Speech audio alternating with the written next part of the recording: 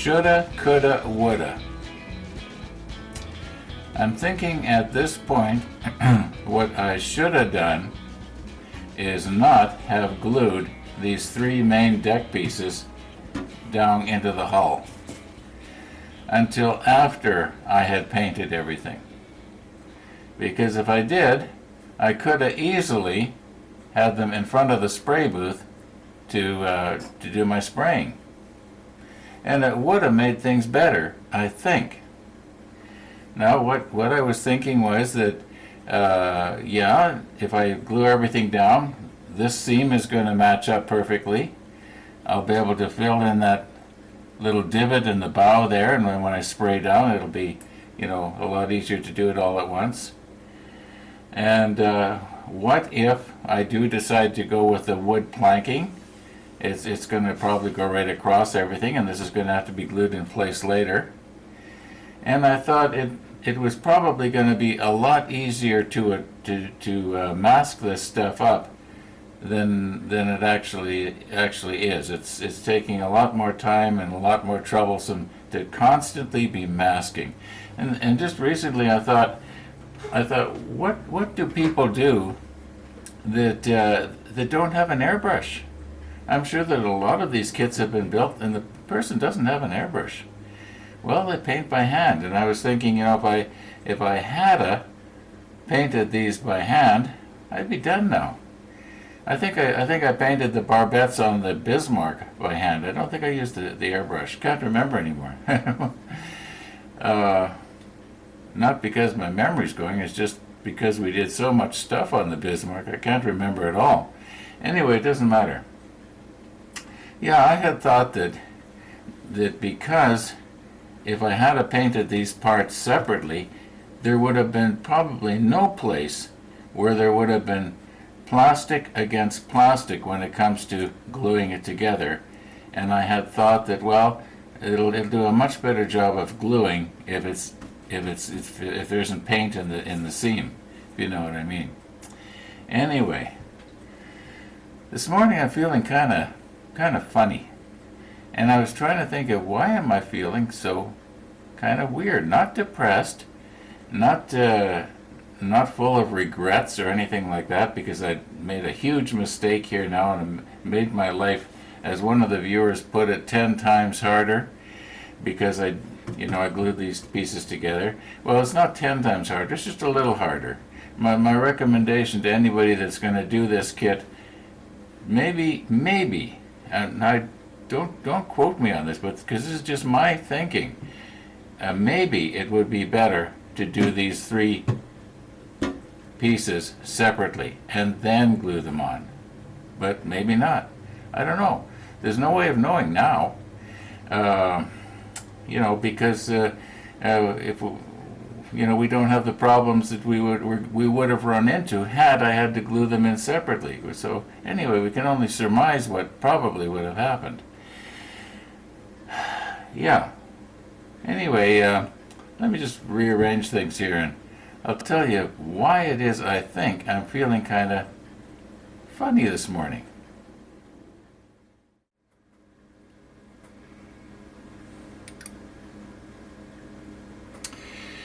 It was around 1967, 1968.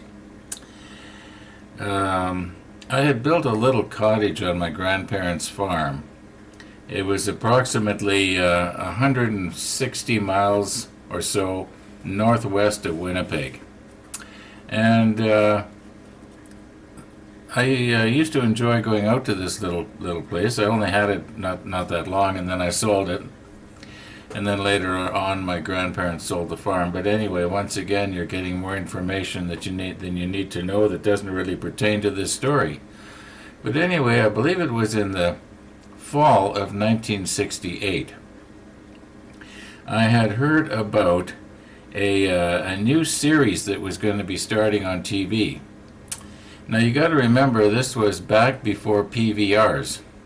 And if you wanted to watch something, you had to watch it. You had to plan absolutely everything around that show. Bathroom breaks, everything.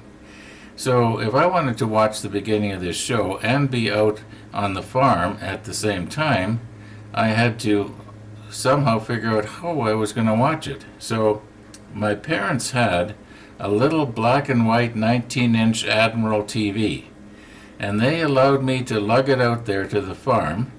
And I went out and I cut a spruce tree about 30 feet tall and trimmed all the branches out of it and made an aerial pole. And then on the top of that, I took a pair of old-fashioned rabbit ears and stretched them out.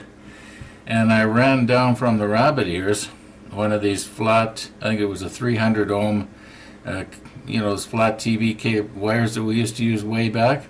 Anyway, it actually kind of worked, even though the station that it was trying to pick up was something like 70 miles away. And you got to actually watch the show. And I can still remember watching the episode 1 of season 1 of this particular show and really enjoying it. Anyway, about 40 years later, they decide they're going to do a remake of this, and it was going to be much more modern, and they did. And my wife Mary and I started watching it, and she enjoyed it. She used to like whodunit type things, like the whodunits detective type things, and it was one of these kind of shows. So we watched it. The first couple of years, everything went along fine. Excuse me, and then after about I'm guessing 2-3 years into the series, her Alzheimer's was kicking in, and she didn't really want to watch it anymore. And then for whatever reason, we stopped watching it. Probably around, I'm guessing around season 3, season 4, something like that. Anyway, it went on for 10 seasons. Well, about half a year ago, I thought to myself, I kind of like to watch this new series, Star Trek Picard. I used to be a Trekkie. And so, okay, found out that CBS had it, and you could for I think it was $5 or $6 a month, you could watch their channel on the computer, because I don't have cable TV. I let that go a long time ago. I don't watch TV, I make TV. Anyway, so I'm watching it on my computer, and don't you know that here in Canada, you can't watch Star Trek Picard. You can watch all the other old Star Trek series, but not the new one. Well, okay. Well, now what am I going to do? I've got this thing. What else can I do with it? So I find out that, well, here are the latest series of this show. You can watch. Not the Trekkie ones. Anyway, so I went way back to episode 1 of season 1, which would be about, I guess now it would be 11 years ago. And I was recognizing different scenes, as the shows went along, but not enough that it spoiled it for me, because I couldn't really remember who did it. It was one of those shows that the person who was the good guy ended up being the bad guy, and it was one of that sort of. There's always a twist to it. You never knew how it was going to end. It was kind of interesting. Anyway, yeah. So last night, I watched the last 2 episodes of season 10, the last 2 episodes. And after it was all over, well, first of all, the producers, they knew that they were going to end the series. And so they sort of kind of winded it down to let their fan base, or whatever they call it, down gently. And it wasn't just an abrupt ending, like, okay, we'll see you tomorrow, but tomorrow never came. It was nothing like that. It was just that you knew that this was the end. And they kind of wound it down. And they did it very well. And when it was over, you knew there was not going to be any tomorrow, at least for these characters. Not for the actors, of course there was, but the actors were characters, and you sort of got to get to know these characters, and they almost became, some of them, like family. And you knew that you weren't going to see them anymore. And it was sort of like they had left town and were never coming back. And I felt kind of funny. So I immediately got myself into another series that was entirely different, and tried to, I wasn't sitting there weeping or anything, but I just sort of felt kind of funny. All right, so there's that. Wake up this morning and I still got that kind of funny feeling. Now here's another thing that made me feel kind of funny.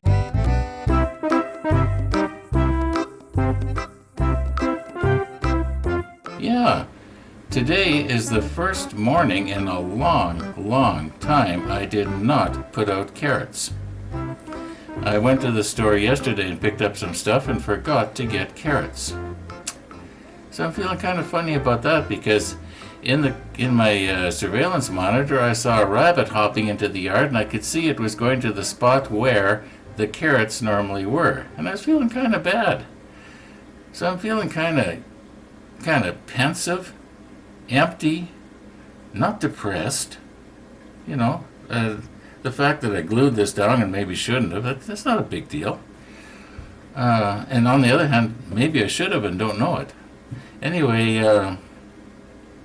yeah, how much are we going to get done here? I don't know. I'm planning on using the Stanlres white and try and cover this up. But before I do that, I got to take my masking tape here or something. One of the viewers had recommended, why don't you put something like a cone or a mailing tube around it? Well, I was thinking later I could probably wrap paper around it too. To get heavy paper, it'd probably do the same thing. And then I thought, well, where the paper is down on the deck, when I spray in there, it's liable to glue itself to the deck, and when I pull it away, it's going to be a bit of a mess. So I'm going to try my masking tape again. I thought of another way that I could put it on and it might go a little better. So let's just try that and forget about rabbits and old TV shows. Now, the last time I tried this, I was trying it over here on the big one, and I was trying to get the end here in behind one of these positioning markers. And I think that if I do this a little bit differently,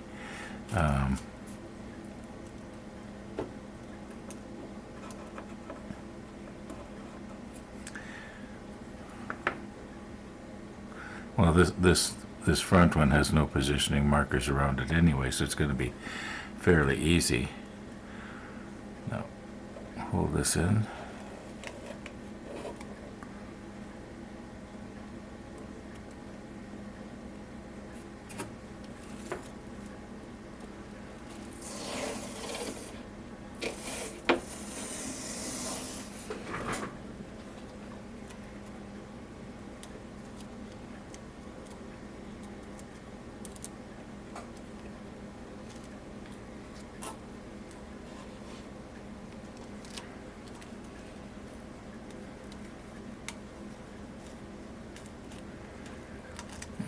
Okay.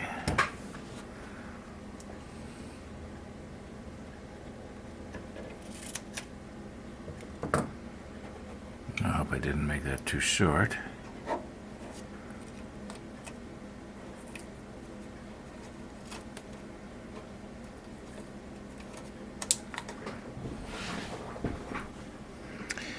Oh, that's not going to work.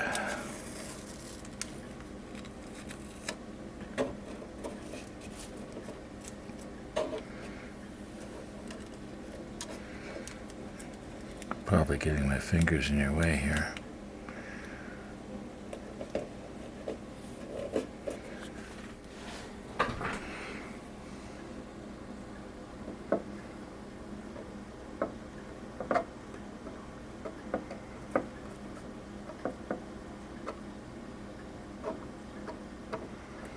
Wonder if I should take that off and redo it, maybe.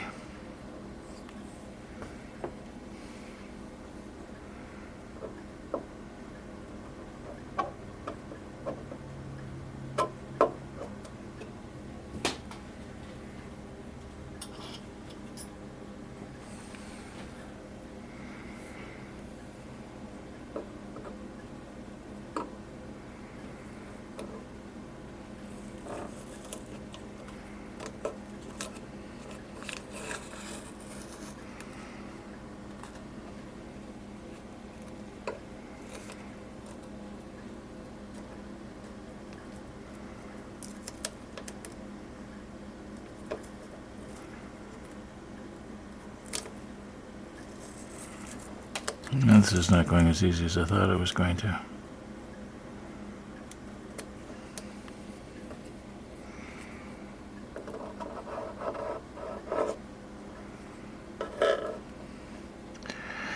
Well,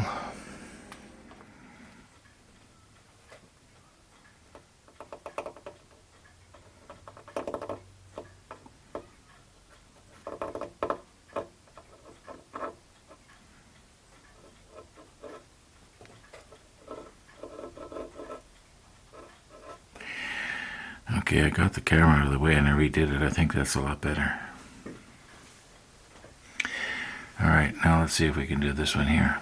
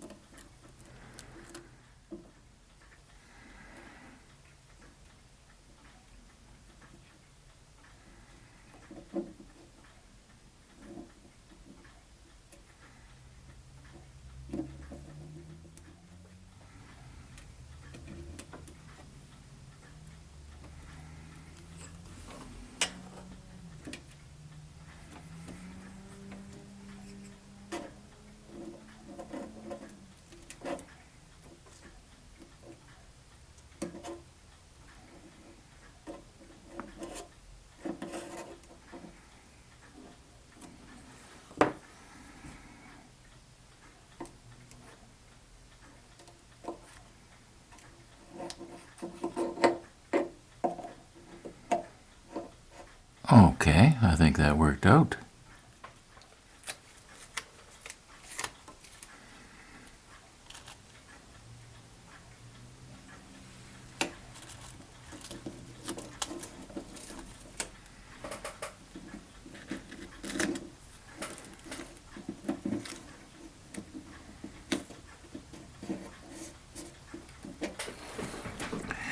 Nope, that's not quite right.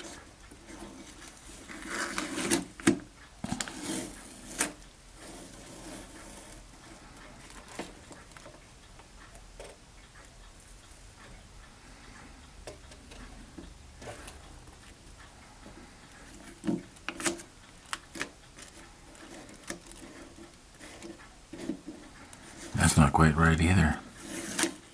I'm going to end up pulling all the paint off here.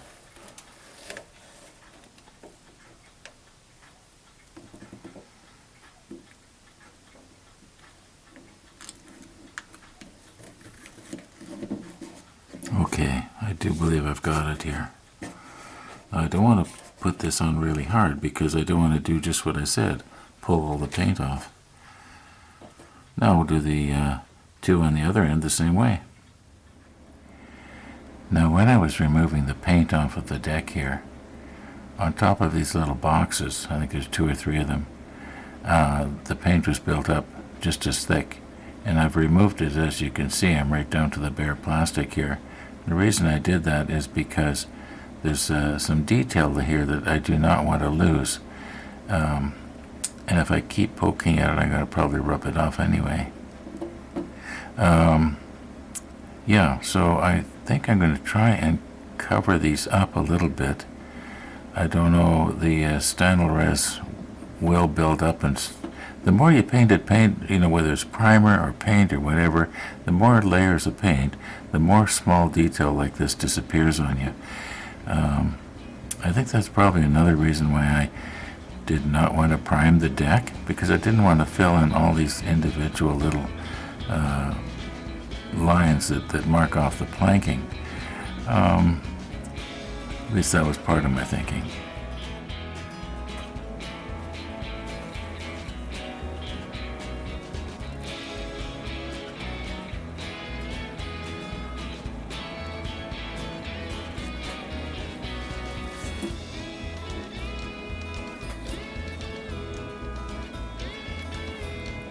Well, at least I covered up the detail.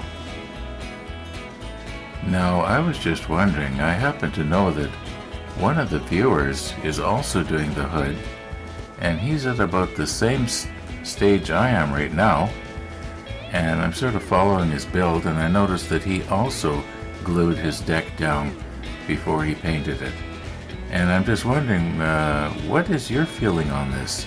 Do you kind of regret this now that you look back, or maybe you're not going to airbrush? Maybe you're going to, paint it on by with an ordinary brush. In which case, that might solve the problem. Anyway, just sort of wondering.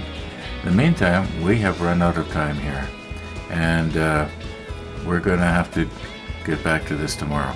So thanks for watching, and all being well, we will be seeing you tomorrow.